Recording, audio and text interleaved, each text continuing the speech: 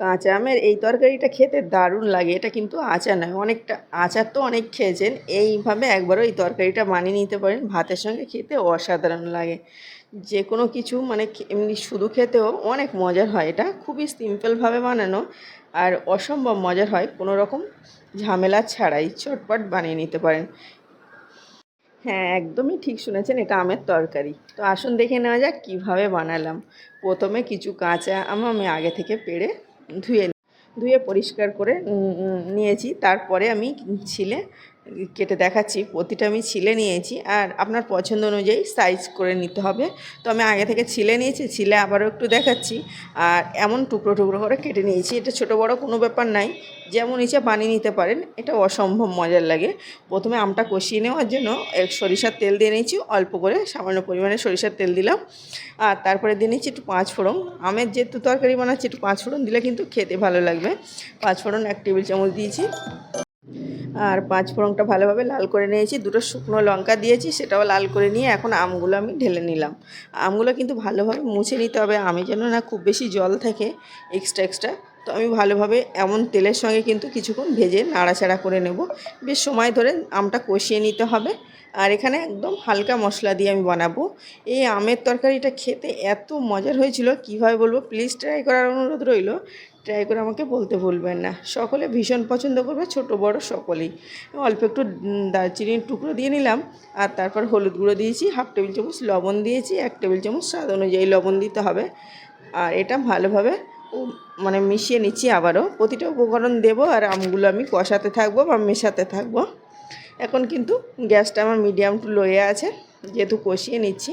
তো এই তো ভালোভাবে নেড়ে চেড়ে কষিয়ে নিয়েছি। এখনও কিন্তু অনেকগুলো উপকরণ দেওয়া বাকি আছে, আমি অল্প অল্প করে উপকরণ দিচ্ছি আর মেশাতে থাকছি। তাহলে আমটা ভালোভাবে কষানো হবে। ভালোভাবে কষানো হলে খেতে ভালো লাগবে। যেমন তরকারির ক্ষেত্রে আমাদের কষাতে হয় বেশি করে। এখন দিয়ে নিচ্ছি চিনি, যেহেতু আমটা একটু টক, একটু চিনির ব্যালেন্সটা দিলে খেতে ভালো লাগবে। এখানে ছোট্ট একটা বাটি 2 বাটি পরিমাণ চিনি দিয়েছি। এখানে চিনির পরিমাণটা চেক করে নিতে পারেন। তবে খুব বেশি মিষ্টি নয়, আবার খুব বেশি টক নয়, টক মিষ্টির ব্যালেন্সটা একদম পারফেক্ট রাখতে হবে।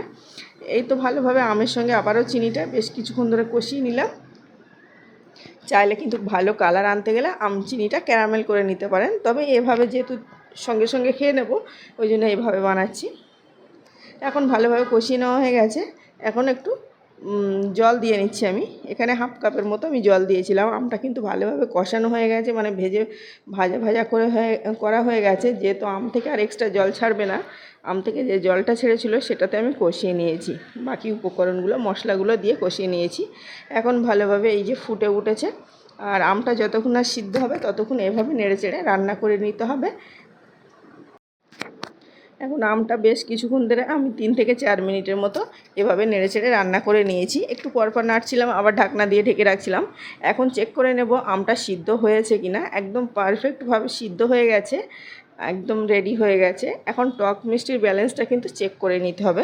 আপনার পছন্দ একটু মিষ্টি চাইলে মিষ্টি করে নিতে পারেন, আর টক চাইলে একটু টক রাখতে পারেন। তবে এটা ভাতের সঙ্গে টক মিষ্টিটা খুব বেশি টক নয়, আবার খুব বেশি মিষ্টি নয়, এমনভাবে বানাতে হবে। এখন ওপর থেকে একটু ভাজা জিরে আর ধনিয়ার গুঁড়ো ছড়িয়ে দিলাম। দিয়ে আমি এটা ঢাকনা দিয়ে ঢেকে কিছুক্ষণের জন্য রেস্টে রেখে দেবো। এটা একটু ঠান্ডা হয়ে গেলে আমি পরিবেশন করার জন্য তুলে আপনাদেরকে দেখাচ্ছি যে কতটা মজার হয়েছে। একদম সিম্পলভাবে ঘরে থেকে কয়েকটা মাত্র উপকরণ দিয়ে খেতে কিন্তু দারুণ হয়েছিল। যে কোনো ভাতের সঙ্গে পরিবেশন করতে পারেন, আবার ভাতের শেষেও পাঁপড়ের সঙ্গেও পরিবেশন করতে পারেন। অসম্ভব মজার লাগে। প্লিজ আপনাদের কেমন লেগেছে বলতে ভুলবেন না। ভালো লাগলে লাইক সাবস্ক্রাইব করার অনুরোধ করছি। আবারও দেখা হচ্ছে নতুন কোনো ভিডিওয়। ততক্ষণে সকলে ভালো থাকবেন, সুস্থ থাকবেন।